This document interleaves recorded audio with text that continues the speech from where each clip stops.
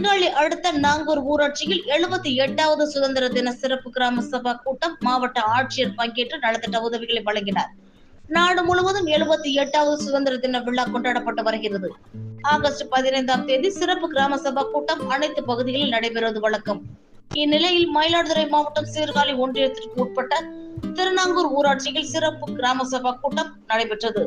தனியார் மண்டபத்தில் நடைபெற்ற சிறப்பு கிராம சபா கூட்டத்தில் மயிலாடுதுறை மாவட்ட ஆட்சியர் மகாபாரதி கலந்து கொண்டு ஊராட்சியில் நடைபெற்று வரும் பணிகள் குறித்தும் முடிவுற்ற பணிகள் குறித்தும் விவாதிக்கப்பட்டது.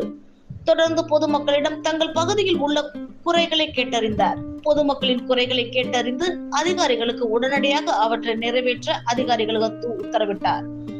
தொடர்ந்து அரசு சார்பாக புதிதாக செயல்படுத்த உள்ள திட்டங்கள் குறித்தும் மக்கள் அதை பயன்படுத்திக் கொள்ள வேண்டும் எனவும் கேட்டுக்கொண்டார். குடிநீர், சாலை, தெருவிளக்கு உள்ளிட்ட அத்தியாவசிய தேவைகளை உடனடியாக நடவடிக்கை எடுக்க வேண்டும் என மாவட்ட ஆட்சியர் அதிகாரிகளுக்கு உத்தரவிட்டார். கலைஞரின் கனவு இல்ல திட்டம் சார்பாக மாவட்டத்தில் 3600 புதிய வீடுகள் ஆணை பிறப்பிக்கப்பட்டுள்ளது. விட்டுப்போன நபர்களுக்கு அடுத்த தொகுப்பில் வழங்கப்படும் என மாவட்ட ஆட்சியர் உறுதி அளித்தார். தொடர்ந்து வேளாண் துறை மூலம் விவசாயிகளுக்கு தென்னங்கன்று விதை, நெல் உரம் மற்றும் சுகாதாரத்துறை சார்பாக ஊட்டச்சத்து பெட்டகம் வழங்கப்பட்டது.